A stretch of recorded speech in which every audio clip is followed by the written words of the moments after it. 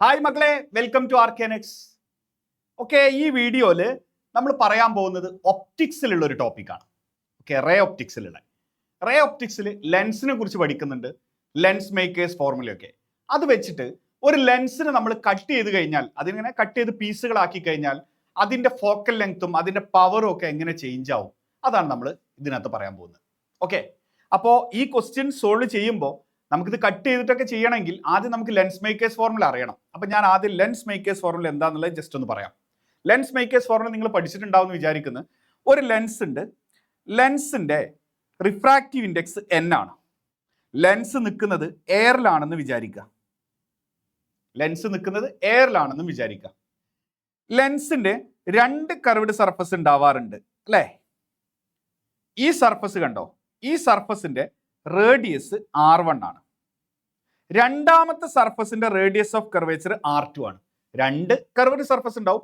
ആദ്യത്തെ ആളുടേത് R1 ആണ്, രണ്ടാമത്തെ ആളുടെ റേഡിയസ് ഓഫ് കർവേച്ചർ R2 ആണ്. ഇങ്ങനെയാണെങ്കിൽ നമ്മൾ എങ്ങനെയാണ് ഇതിന്റെ ഫോക്കൽ ലെങ്ത് ഡിഫൈൻ ചെയ്യാറുള്ളത്? Focal length 1/f is equal to n-1 into 1/r1 minus 1/r2. ഇത് വെച്ചിട്ടാണ് നമ്മൾ ഫോക്കൽ ലെങ്ത് കണ്ടുപിടിക്കാറുള്ളത്. ആരുടെ? ഒരു ലെൻസിന്റെ. ഓക്കെ, അപ്പൊ അത് എന്തിനൊക്കെ ഡിപ്പെൻഡ് ചെയ്യുന്നുണ്ട്? റിഫ്രാക്റ്റീവ് ഇൻഡെക്സിനെ ഡിപ്പെൻഡ് ചെയ്യുന്നുണ്ട്. ആരുടെ? ലെൻസിന്റെ. ഓക്കെ, അതുപോലെ തന്നെ റേഡിയസ് ഓഫ് കർവേച്ചറുകളെ ഡിപ്പെൻഡ് ചെയ്യുന്നുണ്ട്. അപ്പൊ റിഫ്രാക്റ്റീവ് ഇൻഡെക്സ് മാറിക്കഴിഞ്ഞാൽ, ലെൻസിന്റെ റിഫ്രാക്റ്റീവ് ഇൻഡെക്സ് മാറിക്കഴിഞ്ഞാൽ ഫോക്കൽ ലെങ്ത് മാറും. അതുപോലെ റേഡിയസ് ഓഫ് കർവേച്ചറുകൾ മാറിക്കഴിഞ്ഞാലും ഫോക്കൽ ലെങ്ത്തുകൾ മാറും. റെഡി? ഇത് വെച്ചിട്ടാണ് നമ്മൾ കാൽക്കുലേറ്റ് ചെയ്തതിന് ശേഷം ഇത് 1/f ആണ്, അതിന്റെ റെസിപ്രോക്കൽ എടുക്കുമ്പോഴാണ് നമുക്ക് ഫോക്കൽ ലെങ്ത് കിട്ടാറുള്ളത്. ഇതൊക്കെ വെച്ചിട്ടുള്ള ക്വസ്റ്റ്യൻസ് നിങ്ങൾ കണ്ടിട്ടുണ്ടാവണം. ഇനി നോക്ക്, നമ്മളൊരു ഇക്വി കോൺവെക്സ് ലെൻസ് വെച്ചു. നമ്മൾ ഈ ക്വസ്റ്റ്യനിൽ പറയാൻ പോകുന്നതൊക്കെ ഇക്വി കോൺവെക്സ് ലെൻസാണ്. ഇക്വി കോൺവെക്സ് ലെൻസ് എന്ന് പറയുന്നതുകൊണ്ട് ഉദ്ദേശിക്കുന്നത് എന്താണെന്നറിയോ? രണ്ട് റേഡിയസ് ഓഫ് കർവേച്ചറുകൾ ഉണ്ടല്ലോ, R1ഉം R2ഉം, അത് രണ്ടും ഈക്വൽ ആണെന്ന് വിചാരിക്കും. നമുക്കതിന് R എന്നുള്ള വാല്യൂ കൊടുക്കാം. അപ്പൊ നോക്കിയാൽ നിങ്ങൾ, ഇതിന്റെ റേഡിയസ് ഓഫ് കർവേച്ചർ 6, ഇതിന്റെ റേഡിയസ് ഓഫ് കർവേച്ചർ 6, ലെൻസിന്റെ റിഫ്രാക്റ്റീവ് ഇൻഡെക്സ് n ആണെന്ന് വിചാരിക്കുക. അങ്ങനെയാണെങ്കിൽ ഇതിന്റെ ഫോക്കൽ ലെങ്ത് എത്രയാ വരിക? 1/f is equal to n-1 into 1/r1ന്റെ വാല്യൂ 6 ആണ്, R2ന്റെ വാല്യൂ എത്രയാ വരിക? -6 അല്ലേ വരിക? അതെന്താ -6 വന്നത്? 1/r1 മൈനസ് 1/r2 ആണ്. R1 എന്ന് പറയുന്നത് ഇതിന്റെ റേഡിയസ് ഓഫ് കർവേച്ചർ അല്ലേ? അപ്പോൾ നമ്മൾ ഇവിടെ നിന്ന് ഇങ്ങോട്ടേക്ക് മെഷർ ചെയ്യുമ്പം ഇയാളുടെ സെൻറ്റർ വരും എവിടെയാ? അപ്പോൾ അതിന്റെ റേഡിയസ് ഓഫ് കർവേച്ചർ പോസിറ്റീവ് ആയിരിക്കും. എന്നാൽ രണ്ടാമത്തെ സർഫസിന്റെ സെൻറ്റർ വരെ ഈ സൈഡിലല്ലേ? അപ്പം നമ്മൾ മെഷർ ചെയ്യുന്നത് ഈ ഡയറക്ഷനിലല്ലേ? റേന്റെ ഓപ്പോസിറ്റ് ഡയറക്ഷനിൽ. നമ്മൾ റേ ഇങ്ങോട്ടാ കൺസിഡർ ചെയ്യുന്നത്. അപ്പം അത് നെഗറ്റീവ് എടുക്കണം. അപ്പം R1 പോസിറ്റീവ് എടുത്തു, R2 നെഗറ്റീവ് എടുത്തു. അപ്പം എന്ത് വരും നോക്കിയേ? n-1 into ഇവിടെ എന്ത് വന്നു? 1/r പ്ലസ് 1/r ആയില്ലേ? അപ്പൊ 2/r വരും. അപ്പോൾ focal length 1/f is equal to 2 into n-1 divided by r എന്നാണ് വരുന്നത്.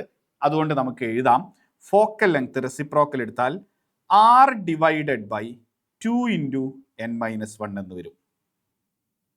ഇതാണ് ഫോക്കൽ ലെങ്ത് കിട്ടുക. ഇത് ഏതിൻ്റെതാ? ഒരു ഇക്വി കോൺവെക്സ് ലെൻസ്. ഇക്വി കോൺവെക്സ് ലെൻസ് എന്താന്ന് ഞാൻ ആദ്യം പറഞ്ഞു. ഒരു കോൺവെക്സ് ലെൻസിന്റെ രണ്ട് സൈഡിന്റെ റേഡിയസ് ഓഫ് കർവേച്ചർ ഈക്വൽ ആണെങ്കിൽ അതാണ് ഇക്വി കോൺവെക്സ് ലെൻസ്. ഇനി നമ്മൾ പറയാൻ പോകുന്നത് ഒരു പ്ലാനോ കോൺവെക്സ് ലെൻസാണ്. പ്ലാനോ കോൺവെക്സ് എന്ന് പറഞ്ഞാൽ ഒരു സൈഡ് പ്ലെയിനും മറ്റേ സൈഡ് കർവും കോൺവെക്സും. അപ്പോൾ എന്താ സംഭവിക്കാന്നറിയോ? ഒരു സൈഡിന്റെ റേഡിയസ് ഓഫ് കർവേച്ചർ 6 ആയിരിക്കും. എന്ന് വെച്ചാൽ R1ന്റെ വാല്യൂ എന്ത് വരും? 6 വരും. അത് പോസിറ്റീവും ആണ്. രണ്ടാമത്തെ കർവ്ഡ് സർഫസ് ഉണ്ടല്ലോ, അവിടെ കർവ് ഇല്ല, ശരിക്കും പ്ലെയിനാ. പ്ലെയിൻ വന്നു കഴിഞ്ഞാൽ നമ്മൾ ഇൻഫിനിറ്റി ആണ് റേഡിയസ് ഓഫ് കർവേച്ചർ എടുക്കുക. മാത്രമല്ല മനസ്സിലാക്കുക, അതുകൊണ്ട് തന്നെ 1/r2 ഉണ്ടല്ലോ, 1/r2 എന്ന് പറഞ്ഞാൽ 1/∞ നമ്മൾ എന്തായിട്ടാ എഴുതുക? 0 ആയിട്ടായിരിക്കും എഴുതുക. അപ്പൊ ഇവിടെ എങ്ങനെ വരും നോക്കിക്കോ? ഒരു സൈഡ് ആറും മറ്റേ സൈഡ് ഇൻഫിനിറ്റിയും ആണ്. റിഫ്രാക്റ്റീവ് ഇൻഡെക്സ് പഴയതുപോലെ തന്നെ n എടുത്തു. അപ്പൊ ഇതിന്റെ ഫോക്കൽ ലെങ്ത്, ഇതിന്റെ ഫോക്കൽ ലെങ്ത്തിന് f' എന്ന് പേര് കൊടുത്തിട്ടോ. അപ്പൊ 1/f' is equal to, ഇതിന് നമ്മൾ f എന്ന് കൊടുത്തില്ലേ, അവിടെ ഇതിന്റെ ഫോക്കൽ ലെങ്ത് f' എന്ന് കൊടുത്തു. അപ്പൊ f' എത്രയാ വരിക? n-1 into ഇവിടെ എന്താ ഉള്ളത്? 1/r1 മൈനസ് 1/r2 അല്ലേ? 1/r1 മൈനസ് 1/r2 ഇങ്ങനെ കൊടുക്കും. അപ്പൊ അത് 0 ആയി പോകും. അപ്പൊ എന്ത് വന്നു? n-1 into 1/r. അപ്പൊ എന്ത് വന്നു? മുകളിൽ ന്യൂമറേറ്ററിൽ n-1 താഴത്തെ ആറും വന്നു. അപ്പൊ റെസിപ്രോക്കൽ എടുത്താൽ f dash is equal to r/n-1 എന്നാണ് വരുന്നത്. ഇതാണ് എഫ് ഡാഷ് കിട്ടുന്നത്. നേരത്തതും ഇതും തമ്മിൽ ഒരു സിമിലാരിറ്റി ഉണ്ട്, ഒരു 2ന്റെ ഡിഫറൻസേ ഉള്ളൂ. ഇതിൽ ഡിനോമിനേറ്ററിൽ ഒരു 2 ഉണ്ട്. അപ്പൊ ഞാൻ എന്താ ചെയ്യാൻ പോകുന്നതെന്ന് നോക്കിക്കോട്ടോ. എന്താ ചെയ്യാൻ പോകുന്നത് ശ്രദ്ധിക്ക്. നമ്മളിപ്പോൾ കണ്ടുപിടിച്ച എഫ് ഡാഷ് ഇല്ലേ, ഈ എഫ് ഡാഷ് r/n-1 അല്ലേ. ഞാൻ ഇതിനെ ഒരു 2 കൊണ്ട് ഇവിടെ ഡിവൈഡ് ചെയ്തു, അതിനെ ക്യാൻസൽ ചെയ്യാൻ ഒരു 2 കൊടുത്തു. അതുകൊണ്ട് എന്താ കാര്യം? ഇതാണ് നമ്മൾ ഇതിന് മുമ്പ് എഴുതി വെച്ചൊരു ഇക്വി കോൺവെക്സ് ലെൻസിന്റെ ഫോക്കൽ ലെങ്ത് എഫ്. അപ്പൊ എന്ത് എഴുതാം? F dash is equal to 2f എന്ന് കിട്ടും. ഇതുകൊണ്ട് കാര്യമുണ്ട്. ഇത് വെച്ചിട്ടാണ് നമ്മൾ കട്ടിങ് ഓഫ് ലെൻസുകൾ ഇനി പറയാൻ പോകുന്നത്. ഓക്കെ, അപ്പൊ മനസ്സിലാക്കുക, ഇങ്ങനെ ഒരു ലെൻസ് ഉണ്ടെങ്കിൽ അതിന്റെ ഫോക്കൽ ലെങ്ത് എഫ് ആണെങ്കിൽ അതിന്റെ പകുതി എടുത്താൽ കട്ട് ചെയ്യുമ്പോഴാ പകുതി ആവുക. അപ്പൊ ഫോക്കൽ ലെങ്ത് എന്താവുക ചെയ്യുക? ഡബിൾ ആവുക ചെയ്യുക, 2f ആവുക ചെയ്യുന്നത്. ഓക്കെ, ഇത് നമുക്ക് എന്ത് ചെയ്യണം? ജനറൽ ആയിട്ട് ജസ്റ്റ് ഒന്ന് പറഞ്ഞിടണം. ഓരോ പോയിന്റ് ആയിട്ട് തന്നെ പറയാൻ നോക്കിക്കോ. കട്ടിങ് അലോങ് പ്രിൻസിപ്പൽ ആക്സിസ്, അതായത് ഇതാണ് ലെൻസ് എങ്കിൽ നമ്മൾ ഇതുവഴി കട്ട് ചെയ്തു. അപ്പൊ ലെൻസ് രണ്ടെണ്ണമായിട്ട് മാറി. L1 L2 ആയിക്കോട്ടെ. ഇത് L1, ഇത് L2. അപ്പൊ ഫോക്കൽ ലെങ്ത്തിന് എന്താ സംഭവിക്കുക എന്നാ പറയേണ്ടത്. എടാ, ഈ ഒരു പീസ് എടുക്കുന്ന സമയത്ത്, ഈ ഒരു പീസ് എടുക്കുമ്പം ഇതിന്റെ റിഫ്രാക്റ്റീവ് ഇൻഡെക്സ് n ആണെങ്കിൽ ഇവിടെയും റിഫ്രാക്റ്റീവ് ഇൻഡെക്സ് n ആണ്. ഇവിടെ radius of curvature R1 R2 ആണെന്ന് വിചാരിച്ചോ. അതല്ലെങ്കിൽ ഇനി രണ്ടും R ആണെന്ന് വിചാരിച്ചോ. എന്തായാലും കുഴപ്പമില്ല, ഇവിടെയും വാല്യൂ മാറൂല. റേഡിയസ് ഓഫ് കർവേച്ചറും മാറിയില്ല, റിഫ്രാക്റ്റീവ് ഇൻഡെക്സും മാറിയില്ല. അപ്പൊ പിന്നെ ഫോക്കൽ ലെങ്ത് മാറോ? ഇല്ല. ലെൻസിന്റെ ഫോക്കൽ ലെങ്ത് അതുപോലെ തുടരും. ഇതിന്റെ ഫോക്കൽ ലെങ്ത് എഫ് ആണ്, ഇതിന്റെ ഫോക്കൽ ലെങ്ത് എഫ് ആണ്, ഒറിജിനൽ ലെൻസിന്റേത് എഫ് ആണ്. അപ്പൊ ആക്സിസിലൂടെ കട്ട് ചെയ്ത് കഴിഞ്ഞാൽ ഫോക്കൽ ലെങ്ത് മാറൂല. റെഡി അല്ലേ? പിന്നെ അവിടെ എന്താ ഡിഫറൻസ് ഉണ്ടാവുക? നമ്മൾ കട്ട് ചെയ്തൊരു പീസ് ഉപയോഗിച്ച് ഇമേജ് ഉണ്ടാക്കി കഴിഞ്ഞാലേ, ഒരു ലെൻസ് ഫുൾ ഉപയോഗിച്ചുണ്ടാക്കുമ്പം കുറെ ലൈറ്റ് ലെൻസിന്റെ ഉള്ളിലൂടെ കയറി വരും. ഇപ്പൊ ലെൻസിന്റെ ഉള്ളിലൂടെ വരുന്ന ലൈറ്റ് എന്തായിട്ടുണ്ടാവും? പകുതിയായി കുറഞ്ഞിട്ടുണ്ടാവും. അപ്പം ഇമേജിന്റെ ക്ലാരിറ്റിയും അതിന്റെ ഇന്റൻസിറ്റിയും ഒക്കെ അതിനനുസരിച്ച് കുറയും. കൂടുതൽ ലൈറ്റ് ഉപയോഗിച്ച് ഇമേജ് ഉണ്ടാക്കിയാൽ കൂടുതൽ ക്ലാരിറ്റി, കൂടുതൽ ബ്രൈറ്റ്നസ് ഉണ്ടാവും ആ ഇമേജിന്. ഇപ്പം ആ ഇമേജിന്റെ ബ്രൈറ്റ്നസ് എന്ത് ചെയ്യും? കുറയും. ഓക്കെ, അതിന്റെ ഇന്റൻസിറ്റി കുറയും. അതാണ് ഇവിടെ സംഭവിക്കുക. പക്ഷെ ഫോക്കൽ ലെങ്ത് എന്തെങ്കിലും മാറില്ല. ആദ്യം ഇമേജ് ഉണ്ടായ അതേ സ്ഥലത്ത് തന്നെ ആയിരിക്കും പിന്നെയും ഇമേജ് ഉണ്ടാവുക. റെഡി? യെസ്. ഇനി നമ്മൾ പെർപെൻഡിക്കുലർ ടു പ്രിൻസിപ്പൽ ആക്സിസ് ആണ് കട്ട് ചെയ്യുന്നത്. അതായത് ഇതാണ് ലെൻസ് എങ്കിൽ ഇതല്ലേ ആക്സിസ്, അതിന് പെർപെൻഡിക്കുലർ ആയിട്ട് ഇങ്ങനെ കട്ട് ചെയ്തു. അപ്പോ ഇവിടെ ഉണ്ടായിരുന്നത് ഒരു ഇക്വി കോൺവെക്സ് ലെൻസ് ആണെങ്കിൽ അതിവിടെ രണ്ട് പ്ലാനോ കോൺവെക്സ് ലെൻസുകളായിട്ട് മാറി. റെഡി അല്ലേ? അപ്പൊ നോക്കിയേ നിങ്ങൾ, ഇവിടെ ആറും ഉണ്ടായിരുന്നെങ്കിൽ ഇവിടെ അതെന്തായി? ആറും ഇൻഫിനിറ്റി ആയി, മറ്റേ ആൾ ഇൻഫിനിറ്റിയും ആറും ആയി. ഇതിന്റെ ഫോക്കൽ ലെങ്ത് എഫ് ആണെങ്കിൽ ഇതിന്റെ ഫോക്കൽ ലെങ്ത് എന്തായി? 2fഉം 2f ആയിട്ട് മാറി. ഇതാണ് കട്ടിങ് ഓഫ് ലെൻസിൽ നമുക്ക് അറിയേണ്ടത്. ആക്സിസിലൂടെ കട്ട് ചെയ്താൽ ഫോക്കൽ ലെങ്ത് ഒന്നും ചേഞ്ച് ആവില്ല.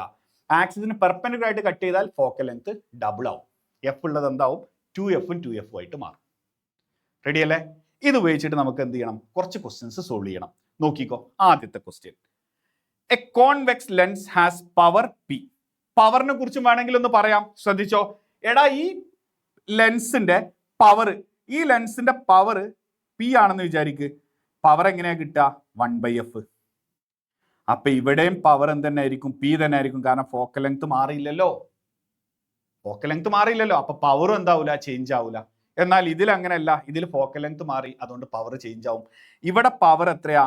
1/f അല്ലേ? പുതിയ ലെൻസിൽ ഒരു ലെൻസിന് എടുത്തു നോക്കുക നമ്മൾ, അതിന്റെ പവർ പി ഡാഷ് ആണെങ്കിൽ അത് 1/2f വരൂലേ? അവിടെ ഉള്ള 1/f ആണ് നമ്മുടെ പവർ. അപ്പൊ p/2 ആയിട്ട് മാറും. പവർ പകുതിയായിട്ട് കുറയും. അപ്പൊ എന്ത് സംഭവിച്ചു? ഒരു ലെൻസ് ഉണ്ട്, അതിന്റെ പവർ പി ആണ്.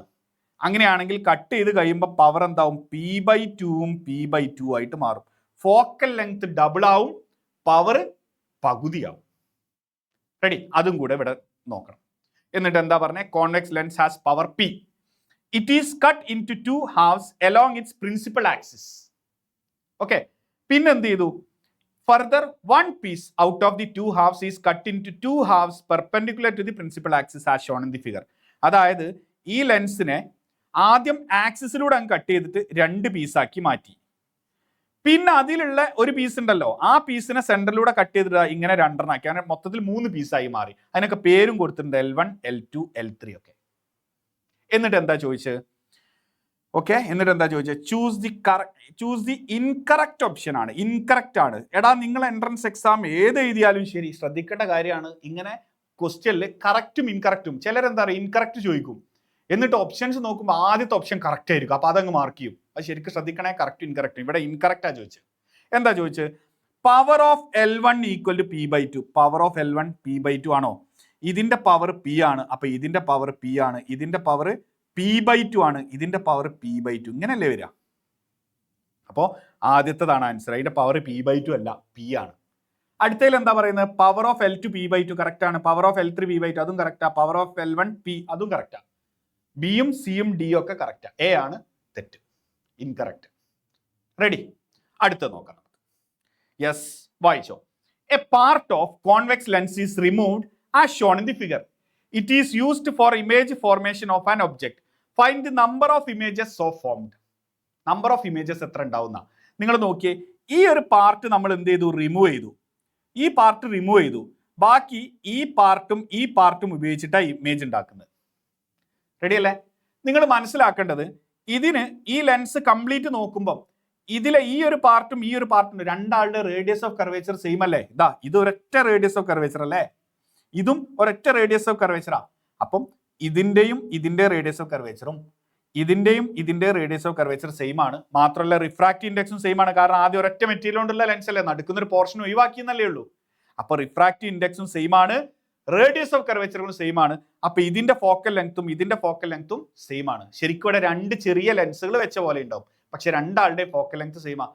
അതുകൊണ്ട് തന്നെ ഇവർ രണ്ടുപേരും കൂടെ ഉണ്ടാക്കുന്ന ഇമേജ് ഉണ്ടല്ലോ, ആ ഇമേജ് ഒരേ സ്ഥലത്തായിരിക്കും വരിക, ഫോക്കൽ ലെങ്ത് സെയിം ആയതുകൊണ്ട്.